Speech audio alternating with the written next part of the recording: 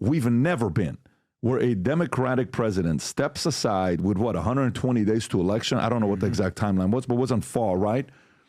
And then we have to immediately and so no primaries for Kamala, no getting exposed by others on Kamala. Nope. And then we have to just say that's her. And then her strategy is giving no answers, no interviews. Kamala Harris did an interview on MSNBC, serving up more word salads, so much so that you would think that she worked at the Olive Garden. Patrick Bet David saw it, has a few things to say about it. Let's see what he had to say, though. Talking about Kamala. Kamala did an interview yesterday, okay? Rob, if you want to go to it. During the interview, the interviewer, who was just on Bill Maher defending Kamala Harris, and you have to see what she said on Bill Maher, but then let's first do this one. And then in this question, I think she asks, you're saying you're going to raise corporate taxes, but what if you don't have Senate? What if you don't have Congress? How are you going to do it? Listen to her answer. Go ahead. Expanding that child tax credit, or you mentioned housing before, giving that extra money for a first home. If you can't raise corporate taxes, or if GOP takes control of the Senate, where do you get the money to do that? Do you still go forward with those plans and borrow? Well, but we're going to have to raise corporate taxes, and we're going to have to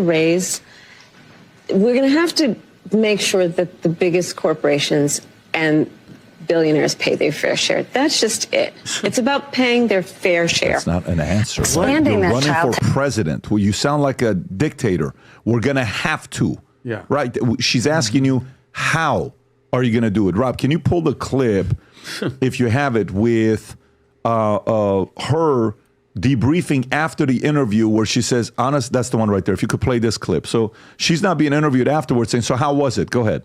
Talk about that answer. I do, but here's what's a little tricky. She doesn't answer the question around if the GOP is controlling the Senate, if she can't raise corporate taxes, where is she going to get the money from, to expand the child tax credit and do all the things she wants to do. And she says, we just have to do it. And that's great, and that's a campaign promise. But the issue is, if it means we're just going to borrow again, then what we're doing is we're just never addressing the deficit. And back in the days when you were a proud Republican, debts and deficits mattered. Rob, and then go to her, Stephanie Rule, on Bill Maher. Go to her on Bill Maher. Yeah, right there. That's the one. You just had it. Right there, right there. Okay. Go for it. Watch this exchange. Ask Kamala, say, are you for a Palestinian state if Hamas is going to run that state? Okay. Yes or no? And let's say you don't like her answer. Are you going to vote for Donald Trump? No, I'm not. Kamala I just said I'm not going to vote for her. Harris is not running for perfect. Oh, She's running against Trump. We have two choices. And so there are some things you might not know her answer to. And in 2024, unlike 2016 for a lot of the American people, we know exactly what Trump will do, who he is, and the kind of threat he is to democracy. I don't know. Threat to democracy. Here we go. Oh, applause break from the dumbest brainwashed audience. With Kamala, we don't know her answer to anything. Yes. Okay, but you know and his answer to everything. And that's why I would never vote for him, and people shouldn't vote for him. But people also are expected to have some idea of what the program is of the person you're supposed to vote for. You're just not supposed to say, well, you have to vote for Y because X is this, that, and the other. Let's find out a little bit more. And I don't think it's a lot to ask her to sit down for a real interview. 90 people in the audience are awake. Within the Democrat Party, you are not allowed to be a rational opponent of Trump. Then you have I would to be. just say to that, when you move to Nirvana, give me your real estate broker's number and I'll be your next door neighbor. We don't live there. Oh, God. Like, Tom, what do you think? What do you think about the whole Kamala question from the beginning?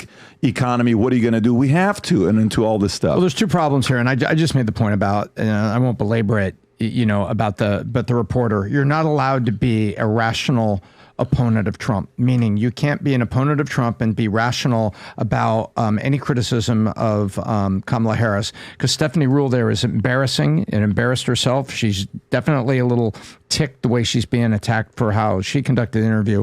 But on the other side, I'm sitting here wondering, did Kamala Harris understand how government really works in that moment?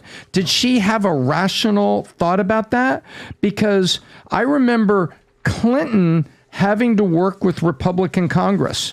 And Clinton, who came up and said, look, we're going to have to make some compromise. We're going to have to negotiate point by point, and there's things that they want. We have to get this. So I have to work through that Congress to make it happen. He knew, and this is after Lewinsky in his second term, where he was a real economic centrist.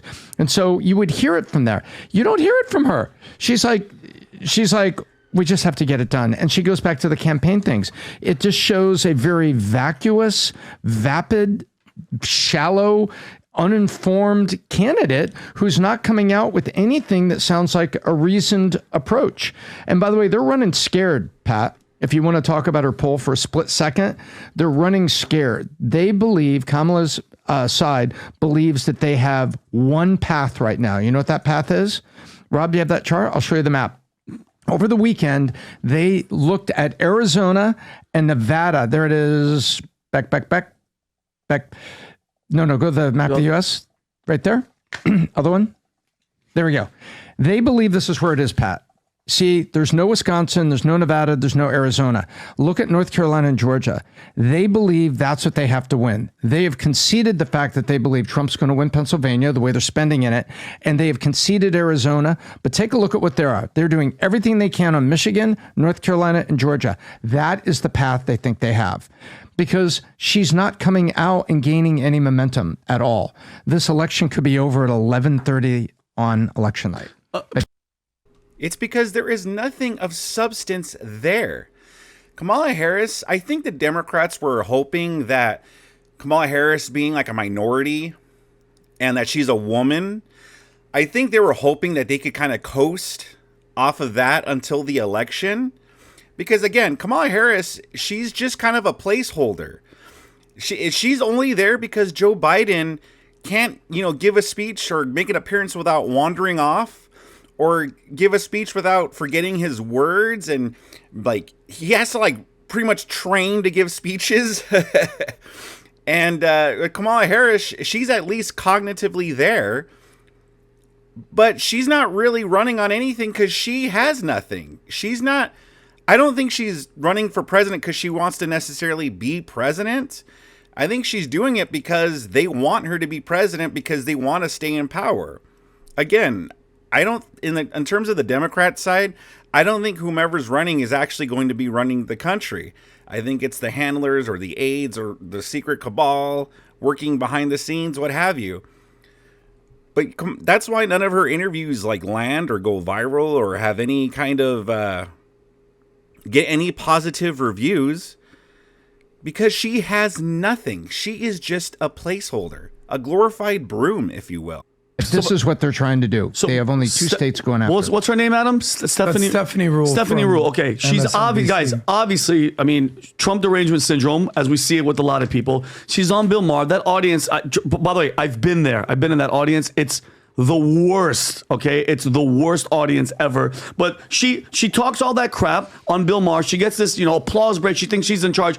Kamala's campaign sees that. They get her an interview thinking it's going to be a softball interview. Then you have her in front of you and you don't challenge her. Then you go on another interview and you talk shit about her not answering the question. And this is the problem with them not holding these horrible reporters. You don't hold their foot to the fire. And the rational guy gets slapped around. Exactly. And he's against Trump. And he's against, that's what I'm saying. And he's like, I'm not going to vote for him, but you guys, it's not holding their foot to the fire and not asking the actual questions, not stopping and going, okay, Kamala, time out, stop talking with your hands. Answer the question. How are you going to do it? And we don't have no answers because people like Stephanie Rule protect them and they guide them and they make sure that they don't say anything completely stupid and they never challenge them. Well, they want you to talk. What's funny, too, is that even in these softball interviews, any sort of challenge is revealing about how awful Kamala Harris is as a candidate. I mean, she just asked, how are you planning to do these things? And Kamala Harris is like, well, we're just going to have to do these things. It's that wasn't even a really tough question. And she wasn't even that was just a little slight pushback. And Kamala Harris couldn't handle that. Talk with your hands on the DNC, but they want you to do it like this. No, meanwhile. So I actually think that Stephanie Rule, this is actually, it's going to be a weird take. I actually think she's one of the smartest women in the business. However, she's making excuses for someone with zero policy.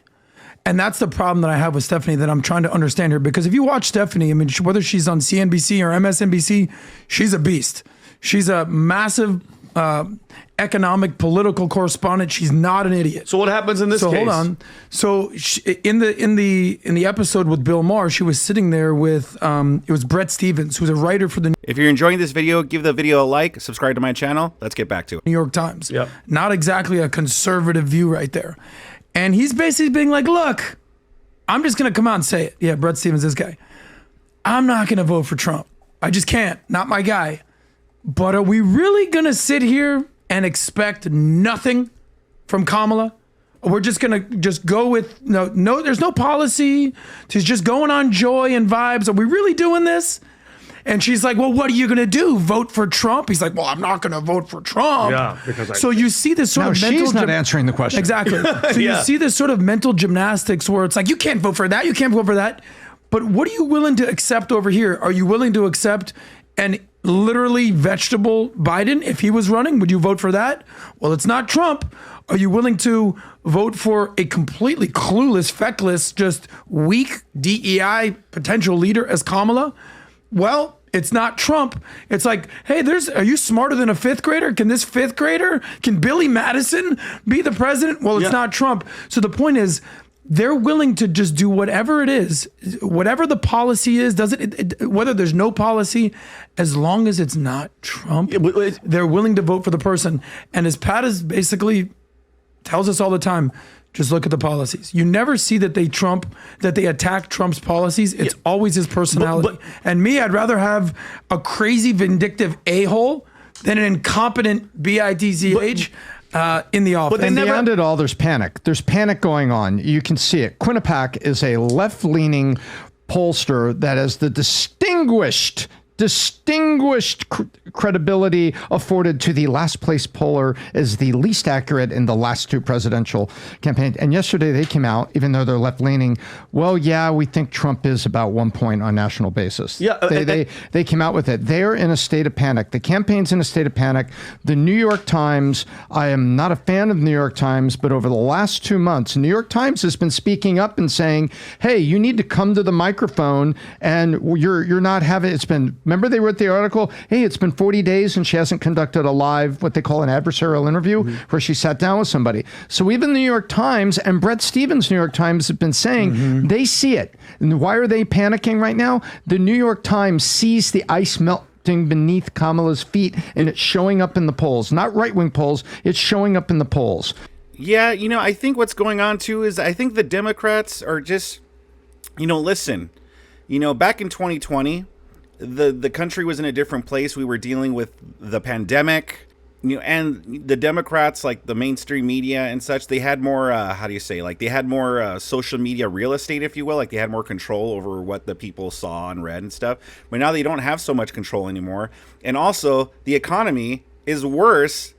I mean, I don't know about worse than the pandemic itself, but it was worse than majority of Trump's presidency. And so the thing is, the Democrats, even the ones with TDS, they want to vote for Democrats because they really don't like Trump. But what they're asking is, can you just not make us look stupid and at least feel better for voting for you? Like, give us something. But you're not giving us anything. At least in 2020, we could say, oh, well, the Democrats are going to bring a sense of normalcy back. Remember, that was their thing. We're going to bring normalcy. The adults are going to be back in the room. And, they had COVID to fall back on. So they looked at change as some kind of hope. But now, at least they could kind of fall back on, well, we were duped, we were lied to. They promised all these things and they made things worse. But now there's kind of a cognitive dissonance,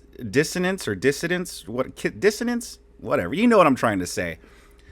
That is there. Like, they know that voting Democrat again is not a good idea. Just look at the proof is in the pudding. Look at the Trump's presidency. Look at Biden's presidency. No comparison. But they can't bring themselves to vote for Trump, at least in good conscience, because they've been brainwashed into thinking he's terrible. So they're cleaning out. They're like, Kamala, come on. Give us something here. Give us some kind of reason to validate us voting for you. But she's giving them nothing other than just remember, Trump is bad. Orange man bad. Just remember that. Vote for me because I am not orange man. And now they are panicking and they're kind of scrambling. And yeah, honestly, like for Kamala Harris to win again, there's going to have to be some shenanigans in the elections. But what do you guys think? Do you agree with Patrick Bet-David and his panel? Or do you think, no, Kamala Harris is doing just great? I think she has a good solid chance of beating Trump in November. Let me know in the comments below. Give this video a like, subscribe to my channel if you will. Follow me in my social media links down below. I'll see you guys later.